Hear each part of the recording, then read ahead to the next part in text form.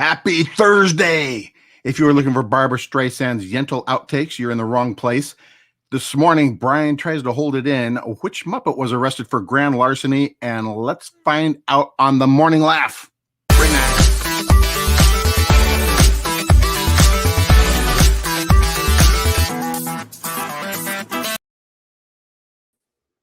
Good morning, everybody. Listen, if you're looking for actual news headlines from Mike James, you're not going to get it because this is the Morning Laugh, and I have no idea the things he just said. Let's introduce our people. We've got Mike James coming up first. What's up, man? Hello. How are you, Chris? It was good. What you just said was fantastic, and I'm like, what did he just say? I have no idea, but I loved it. Let's bring You never in... watched Yentl? Yeah, no, I watched Yentl, but then you said something about the Muppets. Oh, grand larceny. Oh, we'll get into it. All right, cool. We'll get into it later. Here's Brian Kohatsu, the great Brian. What's up, Brian? His mouth's full. Just hydrating. Brian, hydrating as usual. Let me ask you a question. Are we missing anybody in our group right now? No, Oh. there's just the three of us, right? Oh, no, you're right. There's a fourth one who's waving in the small little camera that we can see. It's Josh Novey. Hey. Novey. You forgot about me. I forgot. Oh, geez. Oh, man. How you doing? I'm good. Good morning, everybody. Good morning, Josh. Good. Listen. Good morning, Mr. Novey. We've got so much to talk about, a lot of random news. But before we do, just give me one highlight from any of you about anything. I had a nice weekend in Washington State. That was my highlight this last week. What? Yeah, you were doing shows out there, right? What, you want details? Yeah. I wasn't doing any shows, actually. I was just there. My family all lives up there, my extended family, and so we went up. It was my mother's birthday. I actually mentioned it a couple weeks ago accidentally because it was a surprise party for my mother. She didn't know we were coming, and they had a whole big surprise thing for her. So anyway, that's where I was. It was great. Saw all my family, most all my family, and it was cool. And raining and wet. Did you ruin the surprise by any chance? I don't think so. We hid in the laundry room, my wife and I. And she didn't know we were there The whole time. And by the way, Brian, everyone in my family says hello to you. Oh, fantastic. Oh, I know the James family very well. It's very close to my family. It's good to see them. Due to a technical glitch, by the way, we are just now live on Facebook. Oh, okay. There's been issues with StreamYard and Facebook. They've been doing fighting like little siblings in the back seat. But now we're good. I was just going to say. Here's what you've missed: shenanigans. Yeah. Oh man. Okay. Let's go back and do it again. All right. Let's try to get it right this time. Everyone listening to us on podcast is going to be like, "What? Why are they doing it again?" I'm so confused. But that's a bonus for you podcast listeners. Good morning. Good morning, everybody. Okay, here we go. I'll be real with you guys, and then we'll get into the random subjects. Finally, okay. Sometimes when we do this, because it's so early for me, for all of us, and it reminds me of going to school. In like first period class, you have to like do a speech or a presentation all of a sudden on like a Thursday or a Wednesday or a Friday. That's what this feels like. It feels like we have to say, all right, good morning, everyone. If you would look at this board my parents created for me, we have the differences of honey compared to sugar. That's what this feels like sometimes. In a good way, in the best way possible. This is my presentation this morning. So I don't know why I'm breathing so heavy, but I just wanted to get this over with. So seriously. All right, hey, let's talk very quickly. We've got the Oscars. We talked about it last week. Wait, one second. One of you has your Facebook playing or something. I hear an echo. Yeah, I hear an echo as well. None of you are doing that? Not me. Well, when I talk, there was an echo. Do you hear an echo? Now I don't. No, I don't hear nothing now. Okay, I did. Sorry. Okay, go ahead. I'm sorry, Yeah, Chris. one of us had Lou Gehrig's disorder, which was today. That whole bit you guys are doing is redundant. Oh man. I apologize, Chris. Continue with your book right. report. Okay, we're how far are we into the show? 5 minutes, and now we're starting. Go. And now people are starting to come in to watch the show. There we go, guys. So those were the future Powerball numbers, and welcome Guaranteed. That's right. Good morning from the great Norm. What's up, Norm? Okay, well, here's the deal. I got into some hot water on Facebook, about 2 days ago because I had shared the fact that the Oscars were at the lowest ratings ever in the history of ever. It's 10 million views. That's a lot, but not compared to what they have always gotten. Last year it was 20 million. The other one was like 29 million views. So this year, 10 million views. I shared that on my Facebook and I said, Hollywood is dead. Prove me wrong. And many people tried. Really? Oh yeah, it's dead. They tried, but people are telling me it's not. They tried, but did they succeed, Chris? No way. No, Nobody because it's your convinced you, huh? Facebook page. I love it. Mm-hmm. Did any of you guys watch it? No, God no. No. Told you. I don't know if I used missed to watch. but I had stuff going on. If I wanted to watch a pompous jerk talk about themselves for an hour, I would watch The Morning Laugh. Is what I would. Yeah. That makes sense. That makes sense. Wait. Why am I? I'm the only one pointing at myself. There we go. I got you. I don't know. There was. I think my favorite moment about the Oscars is there was the Korean grandmother who won an Oscar for Best Supporting Actress, and it was presented by. You did Brad watch Pitt. No. These are the Yahoo clips that I watched afterwards, so I could Yahoo talk about today. And then everyone asked her, they said, "What did Brad Pitt smell like?" And she said, "I'm not a dog. I don't smell people." I go around. Who asked what did Brad Pitt smell? Yeah, like? someone's like, "What did he smell like?" And she's like, "I don't know. I'm not a dog. I didn't go around smelling people." I will say I feel like people have gotten worse with questions, interview questions. It's freedom of the press. They've taken it too far. So what did he smell like? What? Well, go ahead. No, Brian. he was the producer on that film, and then she was like, apparently that was the first time she met him, and everyone's like, "Oh, she took a jab at him by saying, 'Oh, nice to finally meet you.'" This is how the world works. I mean, come on, people. Wow. There's a pandemic and all that. You think Brad Pitt's just going to go hang out with people? I think she has a misunderstanding of what a producer means. Yeah. Oh man. Did you have a favorite moment, Chris, in the Oscars? No, I didn't watch it. I just feel like it's worth noting that none of us watched it. True. I didn't even see a clip. I didn't watch a clip. Oh yeah. From what I understand is they messed up they did something new by changing up the order because Best Picture is supposed to be the last one, and they decided to go with Best Actor last, thinking that Chadwick Boseman would win. That would be like a wonderful moment because since he's passed, and then Anthony Hopkins won, and he wasn't even there in person or via satellite. So it was almost like, and winner's Anthony Hopkins.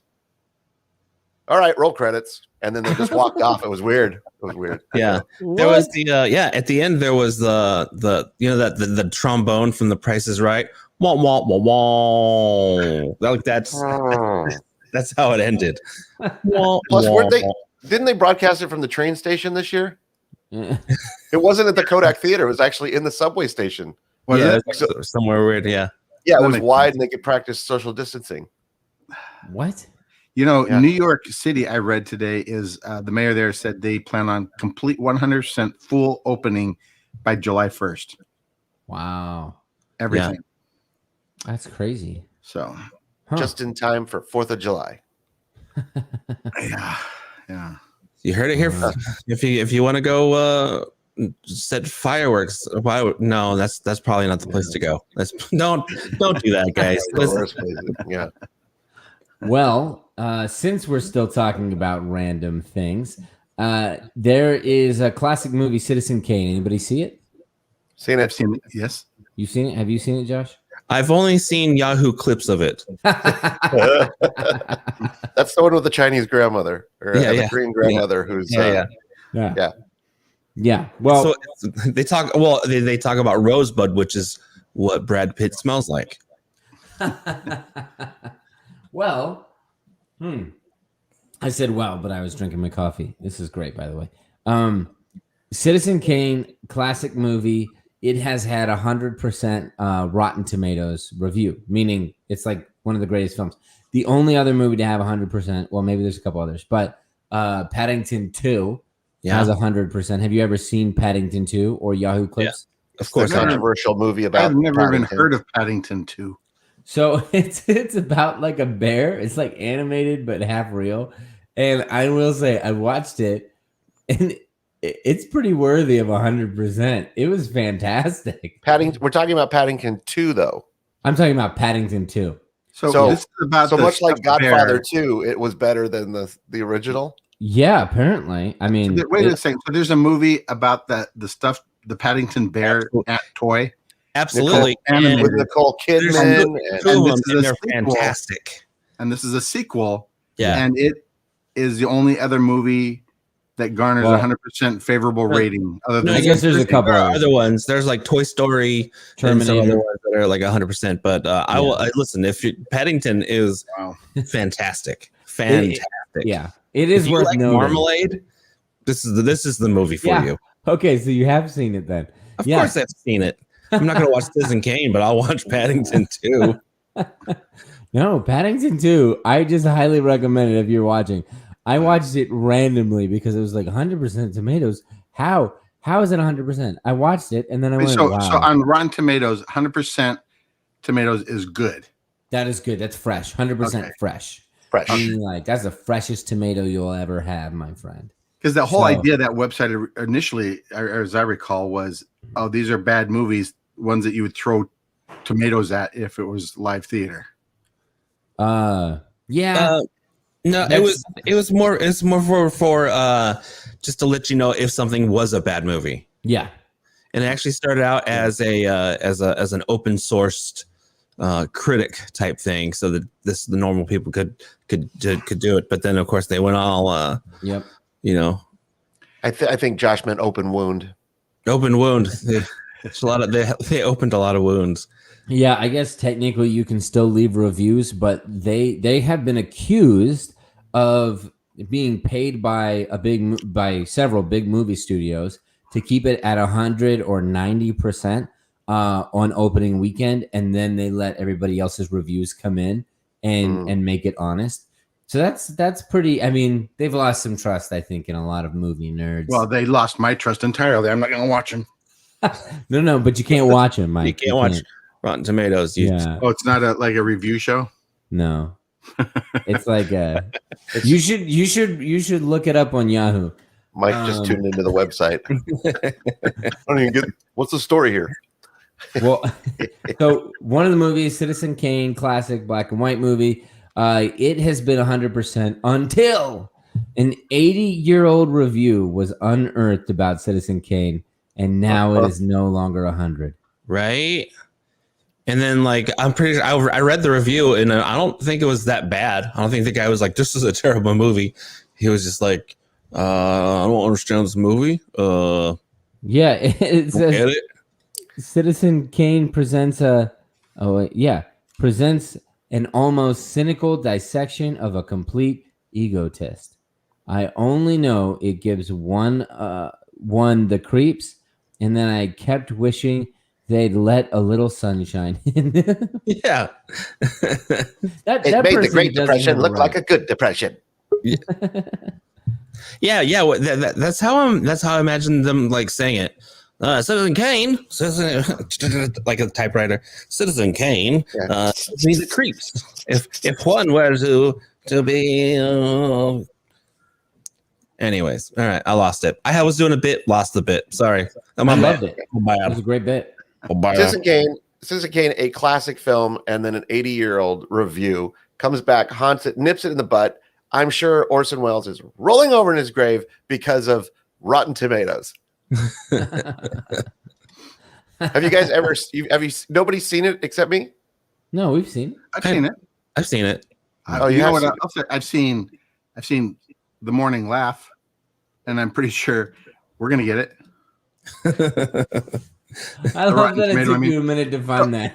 So I did, and I closed my browser accidentally. So anyway, I'm just trying to clarify here. So on the Rotten Tomato site, a site called Rotten Tomatoes. Yeah. Rotten, meaning bad. Yeah. If you get 100% on the site that reports on bad movies, that's good. Yeah. Okay. Correct. Clarifying. Okay, got it. That means 100% are positive reviews. Yeah. It's because no one would go to a website called Fresh Tomatoes. That's a good point. That's true. And those were the only two domains left available was Rotten Tomato and Fresh Tomato when they created it. Well, interesting. Go ahead. I was just gonna say, interesting point, real quick about Citizen Kane. If you guys, I don't know if you'd ever knew this, but it's the first film to ever show the ceiling to a room. I didn't know that. The low angles, they actually built ceilings. Wow. So, anyways, I just thought I'd share. Keep talking about your tomatoes. Okay. Well, I'll give you an example of Rotten Tomato corruption, and that was that when Wonder Woman 1984 came out, it was like on the first day, and it was like certified fresh. And then every human being watched that movie, and it went down to like 20%. It's a terrible movie. So, that's corrupt. I watched just the beginning of that movie. I have not seen the whole thing, but boy, everybody I know says it was horrible. It was. It's a superhero movie. Is it really that bad, or is it? It's that bad. Oh, it's bad. Okay. Well, how much of the movie did you watch, Mike? I watched her beat up some bad guys in a mall. Okay. Yeah, the opening sequence is great. Amazing. Yeah, the first 15 minutes of the movie, perfect. All right. Let's not spoil this. I want Mike to watch it. Yeah. So let's tell him anything about it. Next week, you know what, Mike? Mike's review of Wonder Woman 1984. I have a lot of grace for like high fiction, like superhero and all those, like even Star Wars. When the sequels came or the prequels, everybody hated Jar Jar Binks and all that, and I agree that was an annoying character. But I thought the movies were fine. They're like, oh yeah, okay, I see the story moving forward here. It didn't stop Mike from buying the action figures. I mean, come on, guys. I have my Jar Jar Binks soap on a rope. Oh gosh. I like, and you use it. And it goes, me soap Jar Jar Binks. You're so clean. You're so. Oh gosh, I hate that character. Well, those that are watching, you can answer this question, and you guys, you can answer this question. Here. This is kind of my thought, because that was one guy out of everybody who has called that movie a classic. One guy said it was terrible. Doesn't make him wrong. Probably does, but it may or may not make him wrong. So here's a question to you: what's a movie that everybody loves that you just can't stand? Like, what would that be? I know a lot of people hate Star Wars. Go ahead. Yeah, I'm trying to think. There are some. I remember people just raving about certain movies, and I usually complain to Brian about it. Like, why do people like this? It's awful. Weekly, sometimes daily. Yeah. What? Man. Yeah. And if you're watching, write it down in the comments. I would love to know what movie everybody loves that you hate. You know who I. So it's not movie, but I like art. I'm a big art fan, but I've never liked Picasso. I don't get it. Get it. It's not for me. I hear you. Most fine art, I think it's okay. I've seen better. I've seen like the Mona Lisa. It's fine. It's pretty good. I've seen better photographs. Whatever. Yeah. You know that I think one movie that everybody raves about that I just don't think is good at all is Paddington 2. Oh, wow, those are some fighting words, Mike. I don't know if we can continue on to this morning show. Is Rembrandt an artist? Mm-hmm. I don't think I like Rembrandt. Love Rembrandt. Why would you not like Rembrandt? You don't even. You know what I don't like? I don't like the Rembrandts. The only good Yeah. song they had was the theme from Friends. I don't know if Galileo ever painted anything, but I thought he was a horrible navigator. Wow. By the way, I don't know. History has proven itself. A lot of things are fake. Mona Lisa is actually a selfie. Yeah, she used the first selfie stick. It was a twig. It was a really long. It was a really long paintbrush, is what it was. That's why that looks on her face. What's that wrinkle? What's that wrinkle up here? They go. Michelle Van Dusen says Napoleon Dynamite. Well, Michelle, you were banned from the show because that was an awesome movie. Dare you? No, it wasn't. It wasn't. I hate that Michelle. I love that movie. No, people loved it or hated it, but I thought it was awesome. Do you know that the director of that film, Glendale, Arizona, that's where he was born and raised. Oh, I don't know about born, but he was raised here. But Brian's in the industry because he called it a film. Well, back then it was film. It was film. Or he's really in it. He says, well, I watched that picture. I watched that motion picture. I got in my automobile and I went to the local theater. I saw the motion picture. Then I worked out at the gymnasium. How about this? What's a movie that you like that nobody else liked? Like I don't mind Teenage Mutant Ninja Turtles 3. Back in time. The one where they go back. 3 is a good one. 3, they go back to Japan. That's a good one. Yeah. 2 is the problem. Well, no. Well, first of all, 2 has its own rap songs. Okay. Yeah. It's but everyone hates number 3. I liked it. I didn't mind it. What about what's something that you actually like that everyone else hates? I like McDonald's hamburgers. Nobody likes those. I know you're talking about movies, but everybody always says, "Oh, McDonald's." Come on. I'll tell you what Mike likes. Mike may not like the McDonald's hamburger, but boy, does he like their ketchup. Holy mackerel. If you've ever eaten with Mike, he gets the lid of the Big Mac. Mike will fill that with ketchup and dip twice, and that's it. It's amazing. French fries. There's a ketchup shortage. They never give you. You can't have a big McDonald's fries, the best fries. You can't have all those and then just get one little packet of ketchup for that whole thing. You got to fill the lid up. Speaking of McDonald's, you know what I haven't had in a long time is a McDonald's ice cream. I haven't had McDonald's ice cream in forever. Is there? Well, there is a big conspiracy on the ice cream of McDonald's. Dun dun dun. It is. Isn't it supposed to be Mick exposed? Exposed. I have to expose something about this exposing or expose, if you will. But before we get into it, you guys had mentioned this yesterday. You were like, look this up, look it up. So I look it up. This is from 2012. I don't know anything about it. I just know that they were talking about this in 2012. I only know about it again, Chris. I only know because there was something that just came out. It was a YouTube thing, but it was like this documentary expose thing on what's going on, why McDonald's ice cream machines are down 15 to 20% of the time, which is not acceptable. Yeah. For any machine of any kind. So for a while it was, it's got a long cleaning cycle and blah, blah, blah, blah, blah.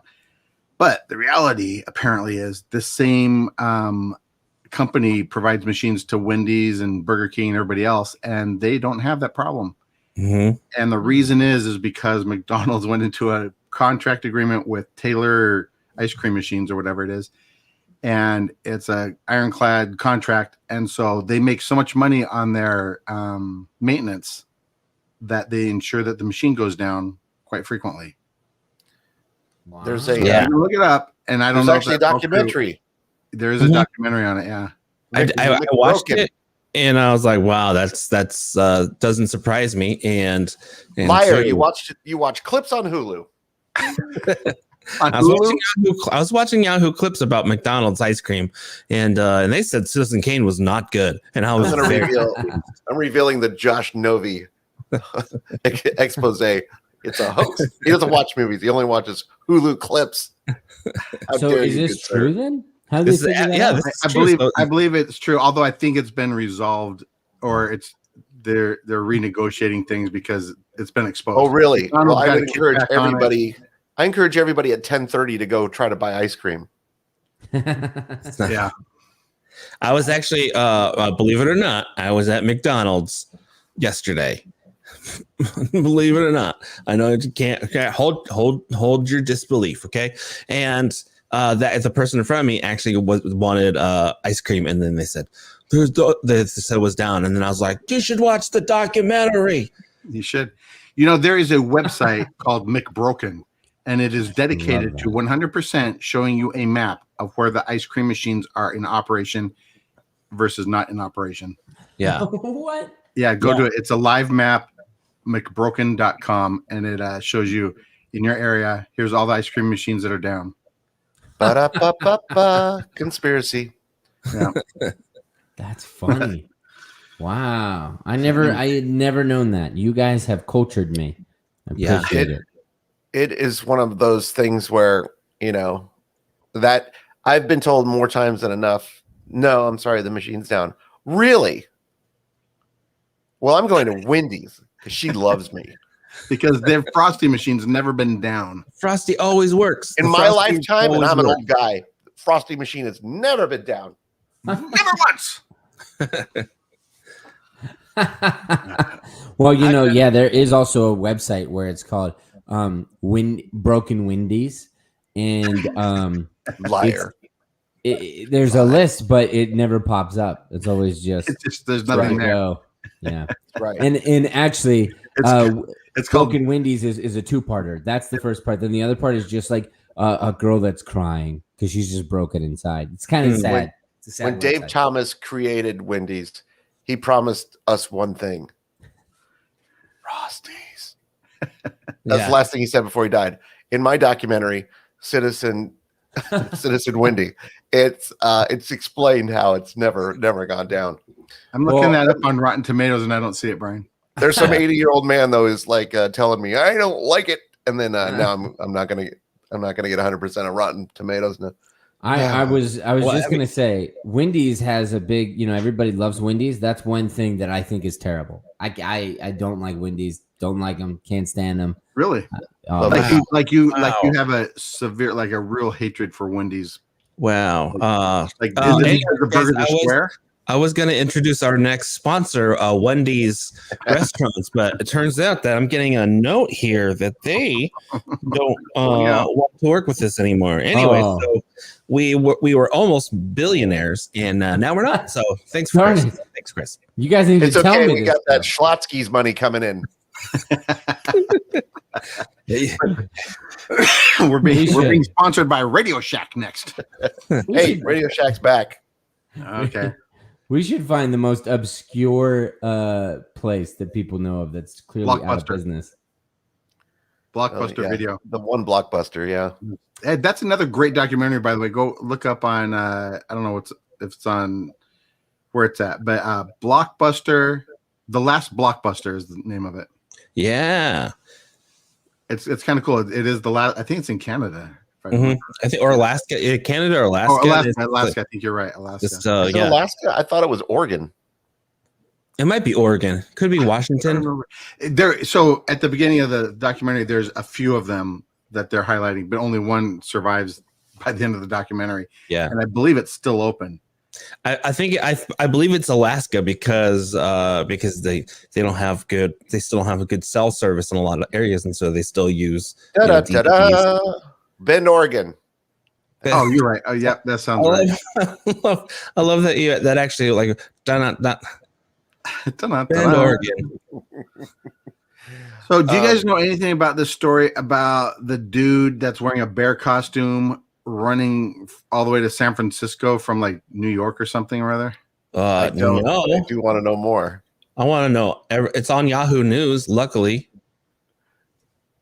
So I don't know the details. They interview the guy. Apparently, he's just been spotted out there running, and he's wearing like a very cartoony looking. I would say it's more of a gerbil costume. It looks like a. Is that a bear? He's in a bear suit, and it almost says looks that like a Pokemon bear suit. It looks. I don't know. I don't see that you can look at that and definitively say that's a bear. That looks like just a generic sort of animal costume. But whatever. Okay. Wow. Anyway, so this is actually Forrest Gump 2, Paddington. That looks like Paddington Lives. Paddington 3. Paddington So, 3. Is he? Is there a charitable reason as to why he's doing this? What's the reason? Nope. He says that he's just doing it, and he wants to help people out. And so far, he's raised $7,100. How has he raised the money? Is there like some? I think there's some GoFundMe or something. So if you guys want to, donate to Guy walking from San Francisco to Los Angeles, some people just put the money in his bare pants. Yeah, boo boo. Go for a walk. Yeah. There's been reports of him stealing people's picnic baskets along the way. Huh. So yeah, we don't know why somebody would run across the country in a bear costume, but they did. You know, it's a fun game is to go to Google Earth and try to find him. Yeah. Nope, that's a real bear. Rawr. Real bears are against this, by the way. They're like, we're making us look bad. Yeah, they're. So you know the woman that put glue in her hair from a month or so ago? Mm-hmm. Yeah. Some lady put glue in her eye thinking it was eye drops and glued her eye shut. Could you imagine? Is this the girl's cousin or something? I don't know. It was some woman in Michigan. Let me see. What did it say? I forgot. Okay, so it looks like this lady, she mistook her nail glue for eye drops, and immediately her eyes wouldn't open when she tried to wipe it away, and it sealed her shut. But they said luckily she was wearing contact lenses, and that likely saved her vision. Wow, she would have gone blind.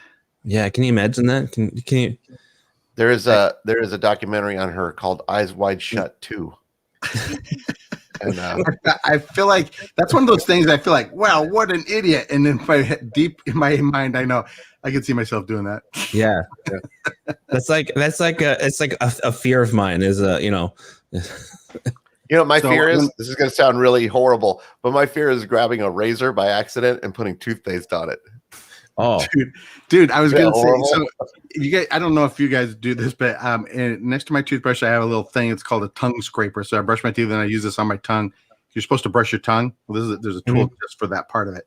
So I do that every morning or whenever I brush my teeth. So every couple mornings. Anyway, I have separated away from that where I keep my razors because in my mind, I have this fear. I'm going to grab my razor and go, ha. On my tongue. I don't know if ever had this happen is that I've actually done this on accident is I get the toothbrush out and then I go to the hand soap and I pump hand soap onto the toothbrush just for whatever reason, just for funsies. And then I realize what I've done. I haven't actually got the soap up to my mouth yet, but I have done that a few times. Well, Chris seems to be quite preoccupied. Yeah. He's that's okay. That's okay because you know who's not preoccupied? Nicolas Cage. No, he is not, right? Nicolas. Speaking of Nicolas Cage, I was in the bathroom last week, as you guys recall. Yeah. Speaking of bathroom, and, I gotta go bathroom. Okay. Speaking of Nicolas Cage, Brian's got to run off to the restroom right now. I'll be right back. Well, it's just you and I, Josh, for a moment. Okay, we're just going to talk about. I watched Snake Eyes last week. Oh, I love Snake Eyes. Was great. I thought that was a wonderful movie. Hey guys, how's it going? That was the restroom. Hi, Chris. Are you? How was the restroom, buddy? No, it's actually Jonathan woke up. So we just got him to this place. He's almost 2, right? And he used to be in the crib. Well, we got rid of it. Now he has like a this big boy, whatever it's called. Basically, he could walk out. So now he can walk out of his room.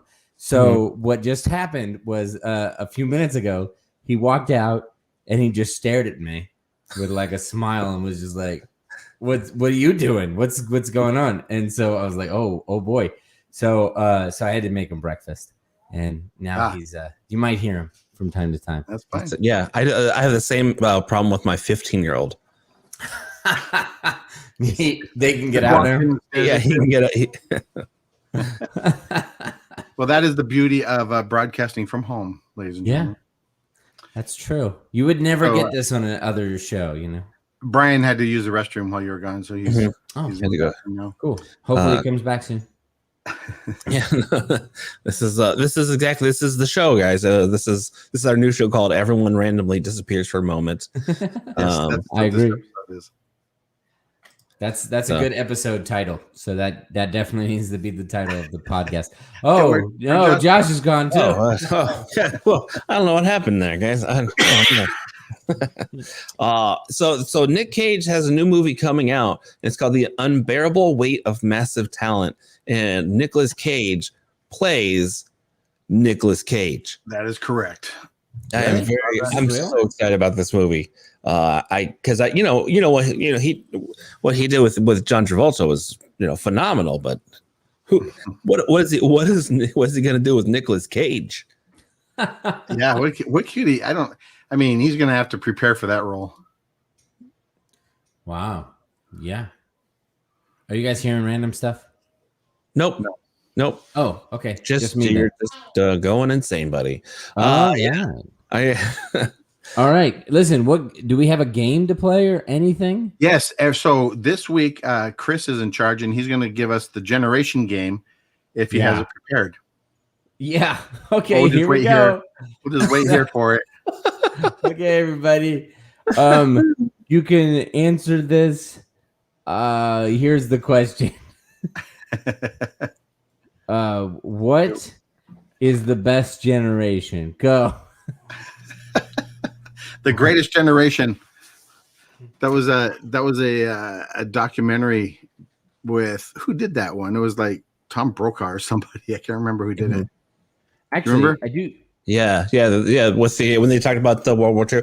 Here, I want to. This is my generational question for both of you because I feel like this is very specific to me. Mm-hmm. Okay, in Teenage Mutant Ninja Turtles 2, Secret of the Ooze. Teenage Mutant Ninja Turtles 2, Secret of the Ooze. What famous musical artist appeared in that movie? What was the question? What famous musical artist appeared in Teenage Mutant Ninja Turtles 2, Secret of the Ooze? I'm going to stick with Leonardo, the singer. Yeah, Leonardo, the singer. People don't know this. He was a painter, but people don't realize he actually was pretty good in the shower too. Right. Norm has it correct. It is Vanilla Ice. Oh yeah, actually, he did the ninja rap. He did the ninja rap. Okay, I would debate whether or not he's a singer, but okay. No, musical artist. I didn't say singer. Musical artist. Oh, I'm sorry. I misheard. So, okay, I actually have one because I was doing some research on what generations like what kind of food. And they did this study with different generations. So here's the question. Turns out that all generations like food. It turns out.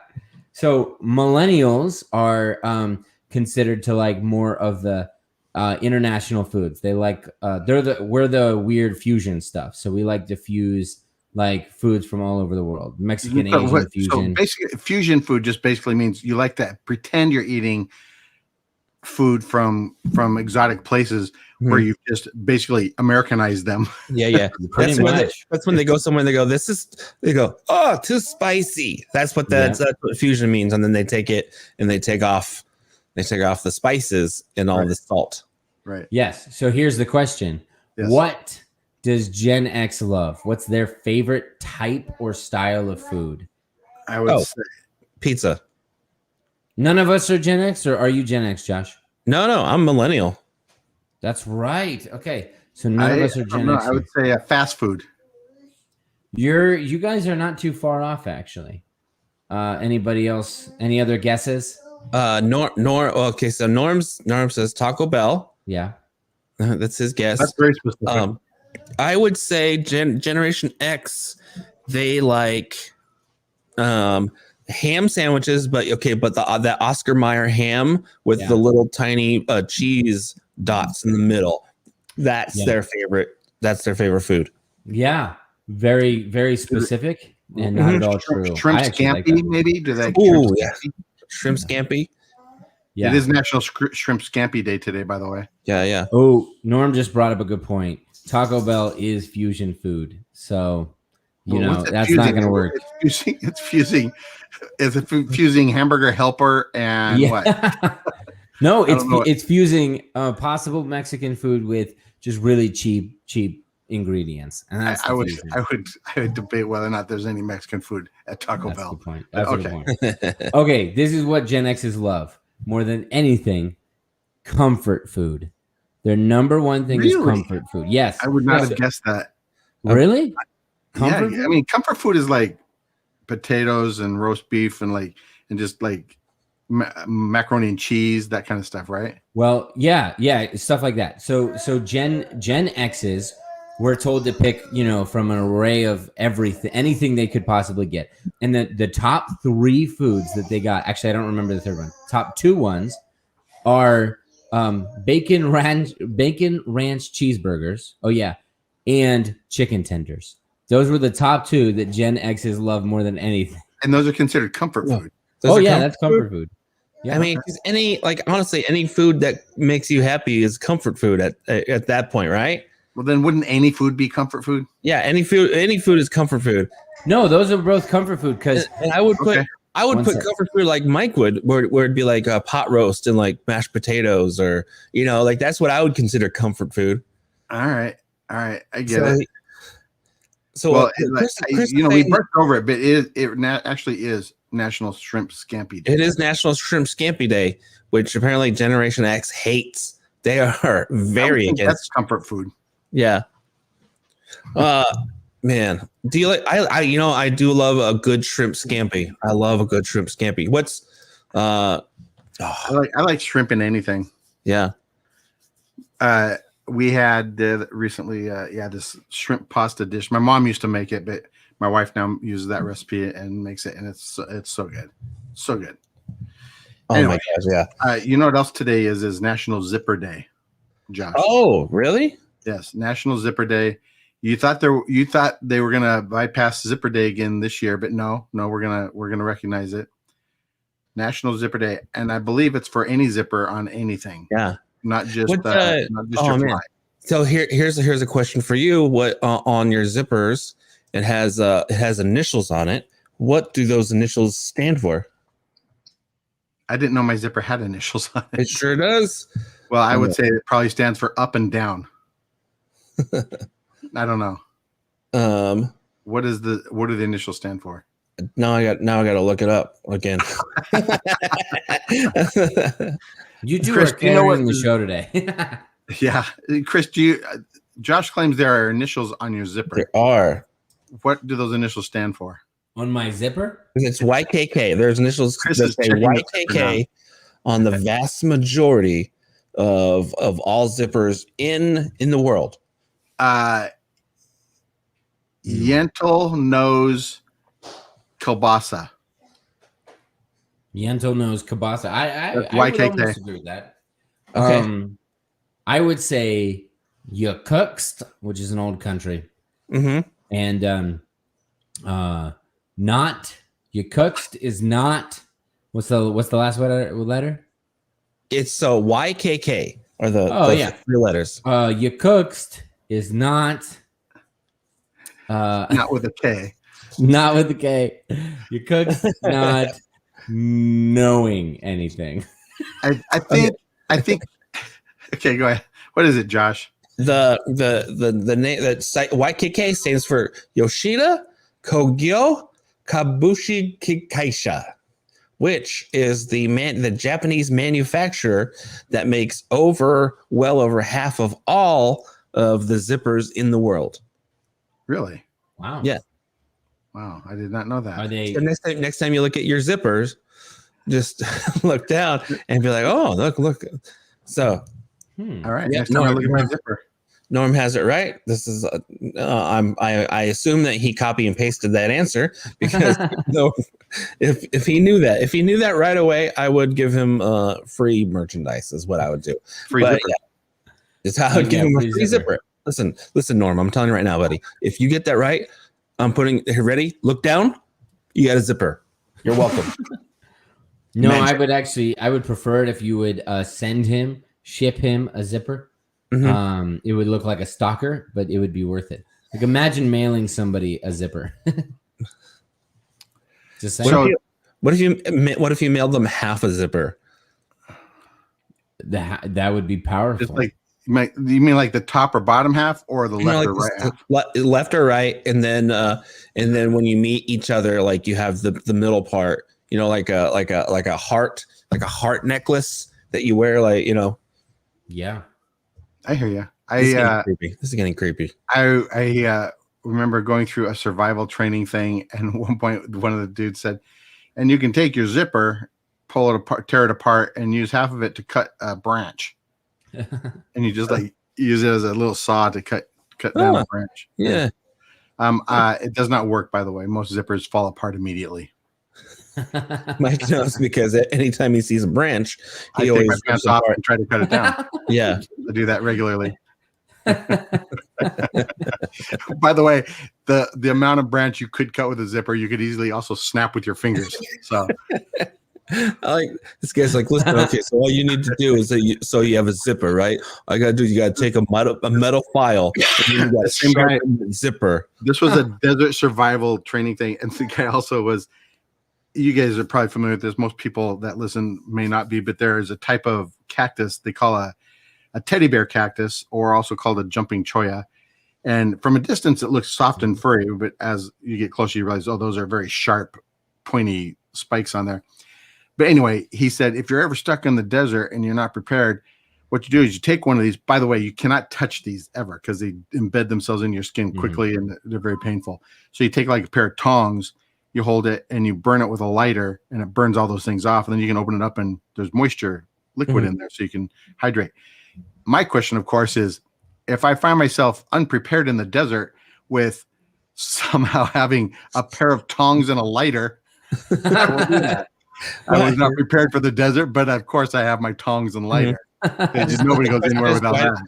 Why did you go out to the desert to barbecue things like, I have a lighter, I have tongs, I have this grill, and I have charcoal, but I am not prepared. I was just wandering around. I got a lot. By the way, I saw this story this week also. There was a dude who was following his GPS to his wedding. There was a problem with the GPS, or he put in the wrong address or something, ends up at the wrong wedding and almost marries the wrong woman. Oh my goodness. This went a long ways. He not only didn't realize, I'm going to the wrong place. He gets to the wedding, doesn't realize it's the wrong wedding right away, and actually starts the ceremony. It starts before he realizes what's happened. That's that's one of my fears, is that because I'm engaged to be married, and what happens if I show up to the wrong wedding and then all of a sudden, Yeah, what happens if nobody tells you, none of the 200 guests there tell you. And then you feel awkward at that point, you're just like, oh, now I would be rude to leave a party. So, yeah. The groom, he says he had an entourage with him. This was in the country Java. Oh. Anyway, he had his whole entourage. They arrive at the home that they think this is at. It turns out there is a wedding going on at that same home, oddly enough, coincidentally. And so they all go in, they shake hands, they all take their seats like they're getting ready for the wedding. It says it was not clear that there was a mishap, since the groom's guests assumed the attendees who were already there were family members of the bride. The bride assumed they were for the groom. And it was finally discovered at the last moment. I think that's fun. You're at the wedding, and he was late to his own wedding, of course. Yeah. Well, because if that happened, then they'd have to send that other groom to the other wedding, you know, and then it becomes the whole thing. Oh yeah, for sure. Yeah. Yeah, then you have to say sorry, guys, but everybody has to marry somebody else. It's just how it is. This sounds like the start of a Lifetime movie, is what it sounds. You know, like this is I didn't a want to marry you. Oh, and then, well, so I'm a big city CEO lady, and I got to go back to my hometown to get married. well, my mom actually just said I walked in the wrong baby shower once. I can one up her. My mom and myself and my siblings walked into a bonfire night at a house. You know, like in the Midwest, they have like a fire and stuff. Well, we had already been to like 2 wrong houses because we couldn't figure out where this place was. So finally, on the third one, I'm sitting in the car and I was like, "Mom, like I'm just gonna sit here until it's the right place." And when she came back, she's like, "Okay, let's go. And let's walk in together." And I was like, "Oh, is this the right one?" She's like, I don't know anymore. So I still don't know. Did we just hang out at the wrong place? But everybody was pretty chill. This is happening today, and I will keep you guys updated with what happens. So my mother is in town. She's leaving tomorrow. She's been in town for a little over a week now, and a friend of hers from Hawaii asked that we go in to knock on a few doors to find this one person to try to get some belongings back. And of course, I got volunteered to do this because, you know, why not? So today we have to go knock on some strangers' doors to see if they're the correct person to give some information to, and that's it is haunting me. Yeah. It is. That's probably why I didn't sleep well last night. I said daunting, but yeah, I suppose haunting is another good word for it. Well, can you imagine? You just wait. You like somebody knocks on your door and they're like, "Hey, are you Mike James?" And like, "Yeah." Brian says hello, and then that's it. And then they just walk away slowly. They back up. Yeah. That's pretty much what we're doing. That is pretty much the whole plan for today. And it is, anyways, it's weird that me and my mom are going to be on bicycles. We're going to have white dress shirts on and stuff, but it'll be fun. I think that sounds great. Have you guys ever walked into, or not walked in, but have you ever like knocked on the door of your old house and been like, "Can I go in and look?" I've always wanted to do that. I hear people do that. No, I'm not Paul McCartney. They go where? They go to their old house. They just knock on the door. They say, "Hey, I used to live here. I was just wondering if I could walk through the house." I have done that. I have done that before. Really? One was I went with my wife to a home. A couple of times she's done this. It was where her grandfather built the house, and it had been several, many years since their family was there. But she went and wanted to look at it. We knocked on the door. Also, when we went to Denmark, we found the home that her great-great-grandparents lived in a tiny little town in Denmark called Eroskobing. And anyway, we went there and a guy answered and he was very, very gracious and very helpful and showed her all around this little house that her great-great-grandparents and all our aunts and uncles and everybody were raised in. Wow. That's pretty cool. Yeah. And also I just this last weekend when I was back in Washington, went to the house I was raised at. It happens to be owned by a friend of our family anyway now, but we just went to, it was on the beach. So we were just actually going there to go down to the beach to recall, we used to live here and this was our beach, but the guy came out and we went through the house again, which he has remodeled. Wow. Yeah. And coincidentally, cool. Mike is now married to that person on accident. I did. I once actually, you go to major events like your wedding and you go to the wrong one, or it's embarrassing, or a baby shower or whatever it is. I actually showed up for my birth and it was the wrong woman. So. Oh yeah. Yeah, that happens. That happens. Oh, the wrong room I went to. That's a 27B. I'm like 27B. Excuse me. And he was wearing a suit and tie like Rodney Dangerfield. And he comes up, he's like, "Ooh, that's lose my collar a little, huh? I get no respect around here." Dude said he did their landscaping with his zipper. Yeah. I did their landscaping with my zipper. Mhm. I know how to do that stuff. Yeah, and everyone's like, And they started a fire with my phone. Nobody asked him to. Nobody. He's like, guys, I need to trim the trees. Look at that tree. He takes off his pants. And he starts just like sawing at a branch. And First everyone's thing like, I do when I see something that can be cut down, I whip my pants off and I start sawing. Yeah. I do that Yeah, every why time. not, man? As you do, As one does. Have neither of you ever gone to somebody's door, like a place you used to live or something, knock on it and say, I remember this one. No, We but I don't have do thought that. I have. I've thought of it a couple times, but I've never done it. Yeah. I didn't know what people would do. Because imagine if well, right now I live in an apartment, but imagine that'd be even weirder. Imagine if I get a knock on my door and the person's like, "Hey, I used to live here. Can I come to my house or your house?" And I'll just be like, "Hold on. My house doesn't look clean." And then also I would think, wow, maybe they want to slowly take over my house. And then I would think, hey, that's a great movie plot. So yeah. Well, they are like, you're like, what's your name? And they're like, my name's the talented Mr. Ripley. And you're like, this sounds like a movie. What's the Rotten Tomatoes score? And then you find out it's the whole. It's lower than Paddington 2. Yeah. Anything lower than Paddington 2, I don't watch.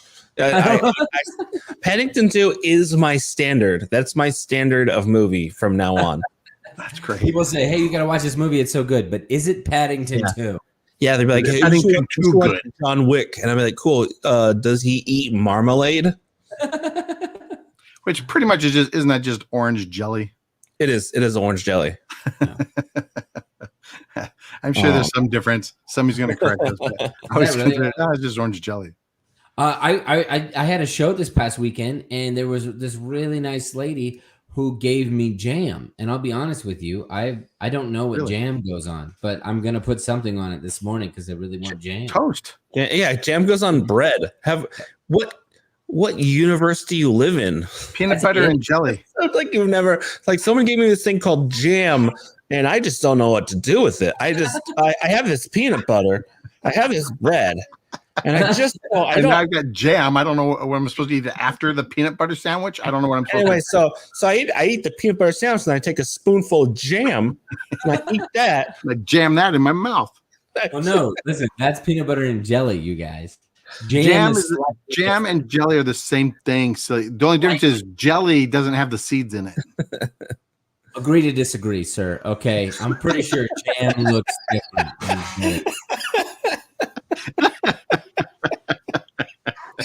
Agree to disagree. If you are watching this live or not live, I would like everybody to post in the comments how Chris is wrong. Yeah. Just go ahead and do that right now. And then someone's going to be like, okay, so now here's the difference between jam, jelly, and preserves. It's going to be terrible. And marmalades. So we're running out of time. What do we have coming up? Anything? Well, let's Brian and I will be at Prescott Valley Days on May 8th in Prescott Valley. I don't know the details of that, but there's a big celebration in Prescott Valley. So we will be there on May 8th, and you can look it up and find out, I guess. I will be at True Grit Comedy in Maricopa, Arizona on the 30th. This Friday. Nice. We will all be together on Mother's Day at Stir Crazy Comedy Club. Yeah, come out and see us. That'll be fun. Yeah, we do have there's a few tickets left, so if you're in the area, please come out. This weekend, starting tonight through Sunday, I'll be at CB Live, Copper Blues Live here in Phoenix with Leanne Morgan. So come out, 5-6 shows, something like that. So come out, say hi. Chris, what do you have coming up? I have this Mother's Day show coming up this weekend with a couple other guys. Seriously, guys, come out and see us for Mother's Day. You go to stircrazycomedyclub.com for tickets. Yeah. As of right now, I've actually had a lot of people asking me. That sounds like I'm making it up, but for real, I've had a lot of people asking me about dates for me, and I'm planning a lot of fall. Will you go on one with me like that? Sure. No. Unless you can help me figure out marmalade and jam. Yeah. We are starting to book some shows for the fall. So if you're interested in having the Morning Laugh guys come out to your church or venue, reach out to us. We would love to come take your money. So we would love it. I think Chris's alarm is going off. Yeah, it is. He made this sound and then he looked at me like, ooh. I was like, no, then you know what you're doing. You know you're being loud during the show. It's cracking me up right now. Yeah, that's it. I think this has been a really weird version of the show. So if this is your first one, that's just like when you go to church for the first time and they preach on tithing. This is the awkward tithing version of our show. Hands down, it was. Yeah, it well, was. All right. Anything else before we take off? I think that's it.